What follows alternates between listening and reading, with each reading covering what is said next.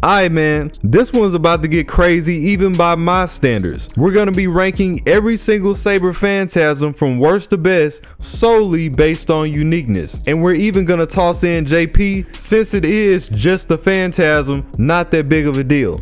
Now, where do we start? It had to be somebody, right? First up, I gotta give it to Gilles, man. I do want to say that I like this Phantasm. The way that the sky opens up and the light peers down on his body, isolating him from the rest of the scene. Really good camera work. And then you got the flag in the background. Unfortunately, literally nothing else happens. That's the only thing that happens. So it comes off as lackluster, and it really makes it feel like they just didn't try. At the very least, it would have been nice to see something like his army in the background, but that's the only thing that we got. This one was Saint War Order. For our second Phantasm, we have Lon Ling using his Gallant of the Mass one, where he drifts off into the scene on his steed and reveals himself by taking off his mask towards the end. Really not too much to say about this one at all. It's just a little bit better than Gilles because he's actually doing something. Good art in the background as well as a close-up, but he's still not doing much. Next we got Deon's Phantasm, which is Fleur de Lis, where he dissipates a giant lily in exchange for multiple ones that cover the field. Then they gas out the enemy due to them being toxic and puts them in a trance. This strikes me as a bit more creative than the first two, and more importantly, it pays a lot of homage to his French background. Next up, Yamanami with his Mountain Sakura, which gives us the illusion of him pouring Sakura petals on his own allies. I gotta admit, I do like this change of pace. The transition of the illusion is seamless, and the close-up via his reflection in the water is a really nice touch. Next up, we got my boy Satanta, aka Cucullin in his younger form. If I'm being honest, there's nothing really unique going on here. He stuns his opponent with his staff and then follows this up with a dramatic swing from his blade. His Phantasm being the shining blade of cleaving death. Of course, the animation is still decent for what it is. And speaking of Ku, we might as well get this in. His foster pops, King Fergus, coming in with the OG Calic Bolt. Here you have him drilling into the ground and displacing his sword, which results in a wide scale radiation beneath the enemy. I am rocking with this one. I do believe that it has a lot of potential. The enormous amount of light and the breaking up of the ground alone show a lot of attention to detail. Fergus just so happens to be one of the older characters and his animations suffer because of it. He also doesn't have an arcade counterpart, but even without it, you can tell that this would be really good. Then we got one of the 12 paladins that serve under Charlemagne, that being Roland. We have him jumping up into the air and then slamming down with his Phantasm Durandal, leaving behind a trail of ice. Pretty decent, nothing too crazy, nothing too eventful. I think the most interesting thing here is the ice that it leaves down behind it. It is more on the unique side for a sword to have attributes. Moving along, we got the main man Diarmu, his Phantasm being Moral Talk, one that has some great choreography consisting of multiple hits.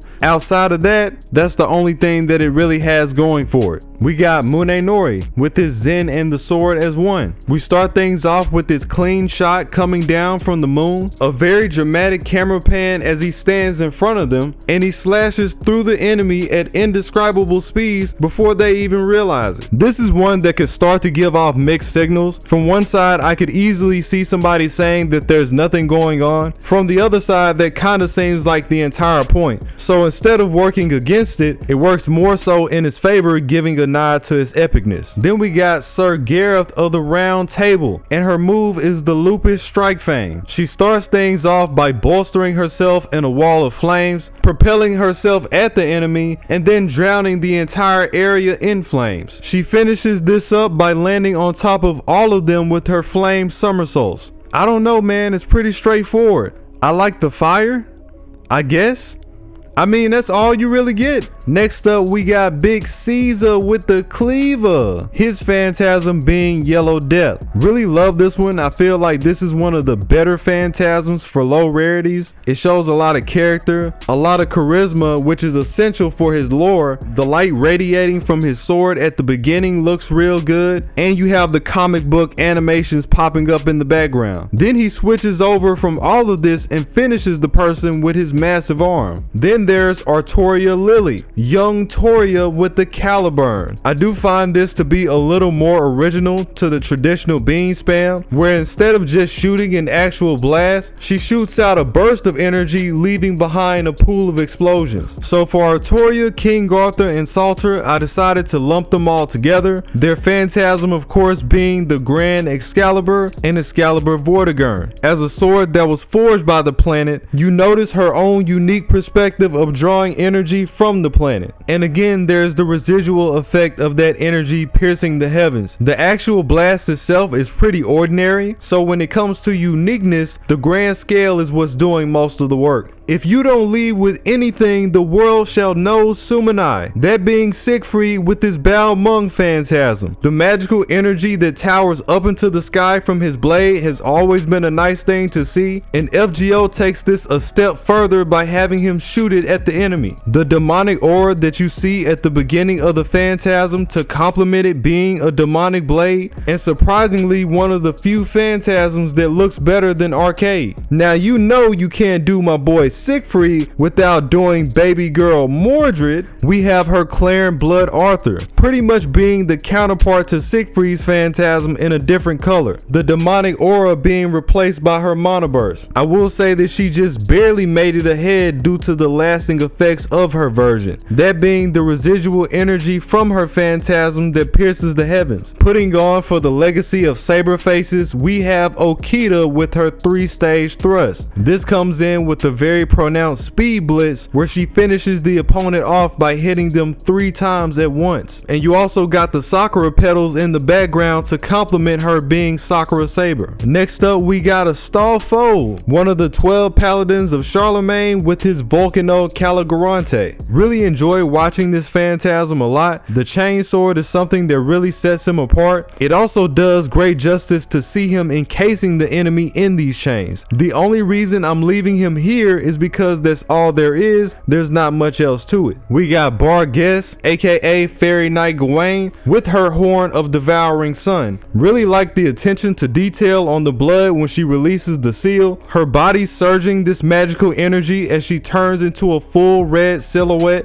That's very unique. The orange and blue aura that surrounds her sword, and then the massive pool of flames she submerges her enemies in when she slams her Black Dog Galantine. Moving off into Watanabe, he shows us the Enlightened Oni Slayer. Several things going on here that would be easy to miss if you're looking at them all at once. The red aura that surrounds his sword, the burning flame that surrounds that aura, the magical energy lifting up off the ground vertically as well as in a whirlwind, him marking his blade with his incantations, and finally those same chants appearing behind him in rotation. He follows this up by releasing it on the enemy as a burning tornado. You got Karna dropping in with his Saints combo punch, where you get that 4-piece with a biscuit, no drink, and then he hits a home run on you to finish it off. Going in with his hands alone is enough to set him apart from the rest, and then you got the eye in the background to seal the deal. My girlfriend said ain't no fun if the squad can't have none.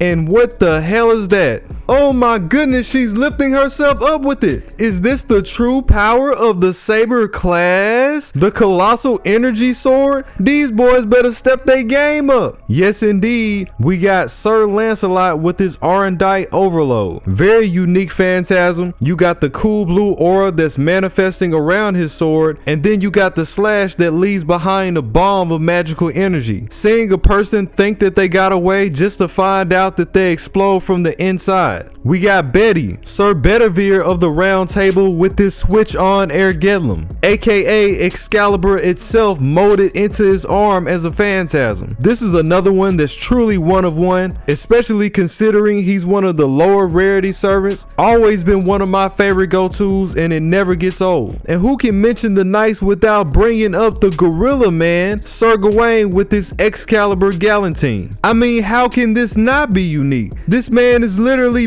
manifesting a pseudo sun on the spot and putting it into his sword. Always love to see him throw his sword into the air. The circle that appears below him is really effective for the scenery, and out of all the flame-based phantasms in the series, this easily appears to be one of the most devastating. No divinity. You've cheated my boy for far too long, but we're gonna put an end to that today. We got Rama with his phantasm Brahmastra. I mean, who's really out here spinning their sword into an actual disc of destruction? You got lightning permeating through the background from the sheer amount of energy. You can tell just by looking at him, he can hardly contain it. Then you got my guy Sigurd with his Bolverker Grom. You want the hands or the sword? Matter of fact, why choose when you can just get both? One of the only servants known to punch his swords at the enemy, and then he comes behind it with a reinforced hit to jam it in. Next up, we got Ibuki Doji. Shuten got tired of you guys leaving her out, so she said, let me up the ante. With her divine sword Kusanagi, she's out here summoning rivers, she's summoning snakes, and that's before she finally hits you with the phantasm. You got Suzuka Gozen with her heavenly demon rain. Don't let the body fool you, it can really get like that. Up to 500 swords being summoned at the exact same time. I hope you got good aim. There's Jacques de Malay with his temple phantasm. The series of flames in the background is a great touch before finally changing their color, merging these flames with this sword and then raising the entire field upon contact. We got Tomoe with her phantasm Shinkage. She decided to take you guys on RPG style. This is that Halo 3 slugfest all over again. The promiscuous Maeve with her phantasm My Dear Summer Trice. Who says that the phantasm has to stop her vacation? She'll clean you up and make you go viral. The camera roll of doom. You have Void Shiki with her phantasm Boundary of Emptiness, where she utilizes both her sword skills and her mystic eyes of death. The phantasm itself is more on the standard side, but I had to ease her up to the front just by the nature of her mystic eyes. There's still nothing like it. Switching over, we got Lakshmibai with her phantasm The Nation That Withstood Colonization. We get a really cool pan of her standing at the top of her homeland, which you can also see is strengthening her attack before she finally flips off the roof and delivers an energy wave. You got the one and only Liz with her phantasm Tornado Demon Daughter. You got her suspending the opponent in mid-air with her sound waves, literally turning herself into a tornado and electrifying them, then exploding them from the attack once she hits the ground. It's so over the top for no reason. I love it. Then there's Nero with her phantasm Lost St. Claudius, one of the only servants that can bring out a reality marble. The amount of attention to detail in the theater is just unrivaled, from the structure of the walls to the emblems on the floor. The flaming sword and the rose petals ain't half bad either. Then you have her exploding the enemy with these flames upon contact. And while we're already in the Nero realm, we gotta hit her bride counterpart, this being her phantasm Closing Stars. This time around, she opens up her phantasm by sending out one of her petals, her specifically summoning the flames on her sword with the dance, and then her character's movements being in tandem with the inferno when it releases. You can tell they had this on point. Next up, we got Hajime with his phantasm Formlessness, some of the most unique pan work in FGO. It's one of the only few exceptions where less is more. You have him initiating a flash step with his after images in the background, then issuing numerous back-to-back slashes that can't even be discerned. No way you thought I'd forget about Gramps. You have Muramasa with his baseless blade works, the flames in the background being symbolic to him using this as a forgery, him dissipating all the swords that's in it in exchange for his best work, a sword that can cut through several concepts, and in the game specifically it leaves behind an inferno upon contact. Moving on to the next one, we have one of the only duos in the game, that being the Trunk Sisters, their phantasm being the 65 strongholds. Several things going on here. To start things off, you have them combining their familiars as one and then riding the transformation off into the enemy, a whirlwind of attacks in unison before finally bringing the target down together with their prism, and once again giving us a very unique close-up in the rain from the aftermath in the end. You have Benny Emma's Judgment of the 10 Kings. This is easily one of the most obscure phantasms of the bunch, summoning a chest to release several spirits at her enemy and then using that same chest to bring the enemy back to King Yama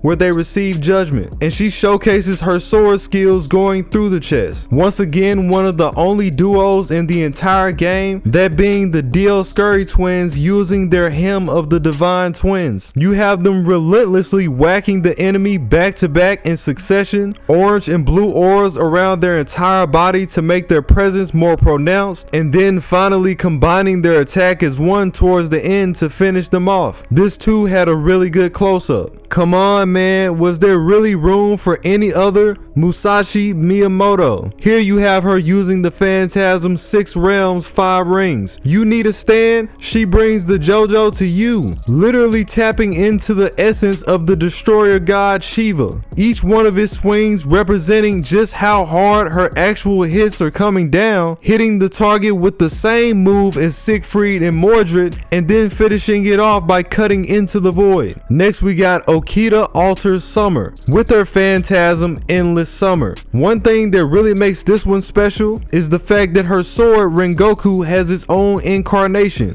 which you see fighting alongside her. It operates as a complete battle system. During the Phantasm, you also see it transform into her armor. You have them both bursting throughout the sky, pinballing the enemy a countless amount of times, a really dope close-up, and like the original Okita, finishing this off with a speed blitz that also leaves behind a massive explosion. I tell you, she is out here doing the most. We got Jason with this Phantasm dazzling ship that split the heavens. Easily the most hilarious Phantasm in the entire game. Again, it shows a lot of character. It really presses forward with his lore of being the leader of the Argonauts. You got Heracles, you got Atalanta, you got Medea, all of which who have Jason running amok. And then Heracles accidentally shoots him into space. Moving over, we got Saber Hokusai with her Phantasm, a tour of waterfalls. Basically, this goes through several depictions of her artwork, switching in and out through the Phantasm.